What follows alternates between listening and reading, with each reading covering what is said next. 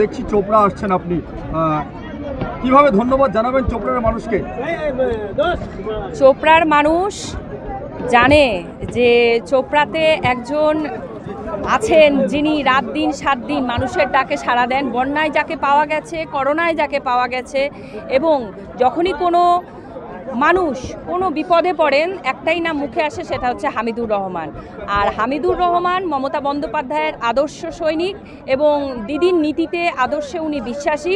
তাই আমরা সকলেই বারবার প্রত্যেকটা বুথে চোপড়ার মধ্যে একমাত্র একজনকেই খুঁজে পাই, সেটা হচ্ছে হামিদুর রহমান।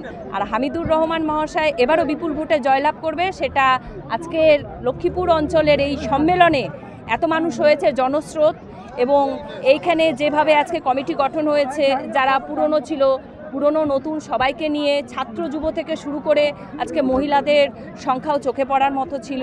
এখানে বুথ এত স্ট্রং, আর এখানে বিরোধী পার্টি যারা ছিলেন তারা সবাই বুঝে গেছে যে হামিদুর রহমানের নেতৃত্বে আজকে চোপড়া ব্লক এত শক্তিশালী হয়েছে যে বিরোধীতে থেকে কোনো লাভ নেই। তাই উন্নয়নের পক্ষে সবাই চলে এসছে। আগামী দিন আমি আশা করব যে বা যারা দুই একটা এদিকে ওদিকে ছড়িয়ে রয়েছে ওই তারাও আজকে চলেই আসবে।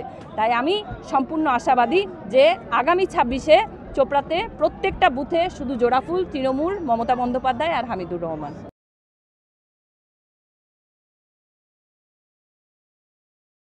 ইনাকে আমি খুব অসংখ্য ধন্যবাদ জানাবো যে ইনি আমাদের এখানে সম্মিলনে এসে আমাদের মঞ্চটা অনেকটা আলোকিত করেছেন।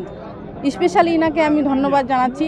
আজকে আমাদের এটা দ্বিবার্ষিক ৪র্থতম সম্মিলন। এই সম্মিলনে আমরা আমাদের সামনে যে 2024-এর লোকসভা বিধানসভা নির্বাচন, সেই বিধানসভা নির্বাচনের জন্য আমরা এখান থেকে শপথ গ্রহণ করলাম যে আগামীতে আমরা কিভাবে আমাদের বুথগুলোকে, আমাদের বুথে কিভাবে আমরা কাজ করব। সাধারণ কর্মী থেকে শুরু করে প্রেসিডেন্ট, অঞ্চল প্রেসিডেন্ট সবাই এখানে উপস্থিত ছিল। আমাদের চোপড়ার উন্নয়নের কাণ্ডারি তথা বিশিষ্ট সমাজসেবক বিধায়ক হামিদুর রহমান সাহেব, ওনার নেতৃত্বে আমরা আমাদের লক্ষ্মীপুরে অনেকটা উন্নয়ন করেছি। ওনার হাতকে আমরা শক্ত করার জন্য আজকে আমরা শপথ গ্রহণ করলাম।